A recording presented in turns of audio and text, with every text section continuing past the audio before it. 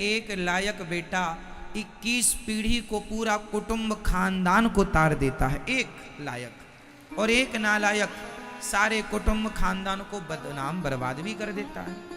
इसलिए कोशिश करिए कि आप ऐसे बने कि आपसे आपके पितृ, आपके पूर्वज, आपके दादा परदादा जो हैं वो, जो नहीं हैं वो, सब गौरवान्वित महसूस करें कि हाँ, हमारे कुल में ऐसा सपूत जन्मा है जिसने हम सब का उद्धार कर दिया। और उद्धार कैसे होगा? सत्कर्मों से, अच्छे कार्यों से। अच्छे काम आप जैसे कि कर रहे हैं, आप वृंदावन आए हैं, जैसे आप लोग यमुना जी जाते हैं स्नान करने, गंगा जी जाते हैं, नर्मदा जी जाते हैं, तीर्थों में जहां भी आप जाते हैं, तो आप जब तीर्थ यात्रा पर आप जाते हैं तो आपके जाने से आप जितने प्रसन्न होते हैं, आपके पूर्वज आपसे कई गुना ज़्यादा प्रसन्न होते हैं कि आज हमारे वंश में कोई तीर्थ यात्रा पर गया, आज वृंदावन गया, बिहारी जी के दर्शन, आज कथा सुनने गया।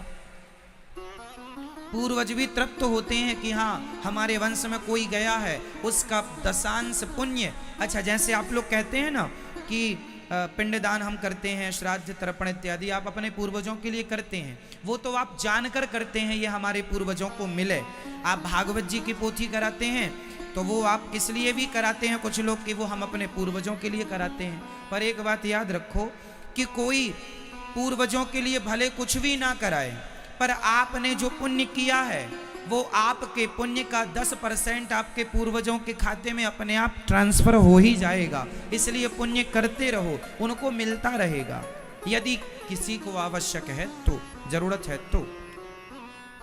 भाई एक सिंपल फंडा समझो ना, वो बीमा करने वाला जो एजेंट होता है ना, LIC इत्यादि, तो बीमा करने वाला यदि आपका बीमा कर दिया उसने, तो आपका बीमा उसने कर दिया तो सदा के लिए अब उसके खाते में, आपका बीमा किया है तो आपका कुछ % उसके खाते पे जाएगा। हाँ या ना? सदा के लिए परमानेंट हो गया। अब वो कुछ भी करे ना करे, अब आपने यदि डाला है तो उसके % से वो उसके खाते पे ट्रांसफर सदा के लिए होता रहेगा। बाप दादों से हमें जन्म मिला है तो हमारा पुण्य उनके खाते में 10% ट्रांसफर होता ही रहेगा। आप करते रहो। जब हम पुण्य करते हैं तो बाढ़े पूत पिता के धर्मा, ये कहावत तो सुनी होगी आपने। आपका किया गया पुण्य कितने % आपको मिलता है। जैसे मैंने किसी को 1 गिलास पानी पिलाया, फॉर एग्जाम्पल, छोटी सी बात है, चलो मैंने गंगा जी स्नान किया, मैंने 1 डुबकी लगाई गंगा जी, और यदि मुझे 1 डुबकी लगाने में 10% पुण्य प्राप्त हुआ, तो 10% हमें जो भी पुण्य मिला उसका कुछ हिस्सा अपने आप पूर्वजों को जाएगा, कुछ हिस्सा आपके खाते पे रहेगा, कुछ हिस्सा आपके बच्चों के लिए जाएगा, क्योंकि बाप डुबकी लगाए तो बाप का किया पुण्य बेटे को भी मिलेगा और उसके बाप को भी मिलेगा, पीछे भी जाएगा, आगे भी जाएगा और अपने पास भी रहेगा। तो हमारे द्वारा किया गया छोटा बड़ा पुण्य सब परिवार में बट जाता है। पत्नी का पुण्य, वो माँ किसके लिए पुण्य करती है? बच्चों के लिए। तो माँ के पुण्य से बच्चे तरक्की करते हैं। कहते हैं माँ बाप यदि पुण्यशाली हैं तो माँ बाप के पुण्य से बच्चों की तरक्की होती है। बाढ़े पूत पिता के धर्म, ये कहावत है। माँ बाप धर्मात्मा हैं तो उस धर्म का फल उनके बच्चों को मिलता ही मिलता है, और माँ बाप पुण्य नहीं करते तो बच्चों को नहीं मिलता। इसलिए आपका, आपके पूर्वजों का, सबका भाग्य प्लस होता है तब व्यक्ति कुछ करता है। एकदम से राजयोग नहीं आ जाते।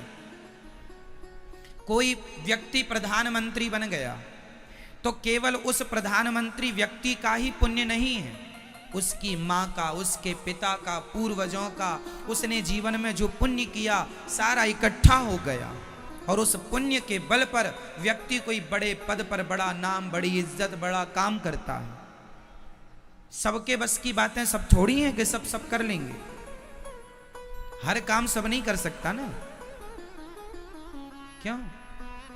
तो उसी तरह ये, इसलिए हमारा केवल इस जन्म का पुण्य नहीं है, आज ये दास अनिरुद्ध आपको कथा सुना रहा है तो माता पिता गुरु जनों पूर्वजों की आशीर्वाद कृपा तो है, लेकिन पिछले जन्म का भी कोई पुण्य संग चल रहा है। इस जन्म का इतना पुण्य नहीं हो सकता कि ये दास आपकी सेवा कर सके। ये पुण्य कई जन्मों का संग पितामह भीष्म को बाणों की सैया मिल गई, क्योंकि उनका 21 जन्म पहले का पाप साथ साथ चल रहा था। पुण्य भी साथ साथ चलता है और पाप भी, जहां जिसको मौका मिला टपक जाता है। पितामह भीष्म से गलती हो गई, भरी सभा में द्रौपदी की साड़ी खींचती रही, चुपचाप बैठे रहे, पाप को मौका मिल गया, अब इसके पास जाऊंगा तो टपक गया। 21 जन्म पहले का पाप था वो, कि मरे हुए सांप को, तड़पते सांप को कांटों में फेंका था। ये पिछले जन्म का पाप नहीं था, 21 जन्म पुराना पाप था। परंतु मिला अब, तो हमें जो दंड मिल रहा है जरूरी नहीं है कि हमने आज कोई पाप किया है, हो सकता है हमारे 10 जन्म पहले का पाप हमें आज भोगना पड़े, हो सकता है कि 20 जन्म पहले का पुण्य हमें आज भोगना पड़े।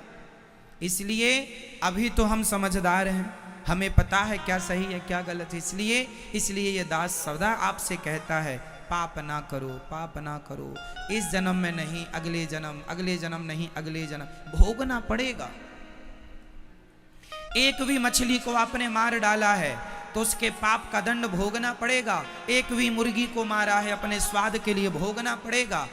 आज नहीं कल, कल नहीं परसों, अगले जन्म और नेक्स्ट भोगना पड़ेगा।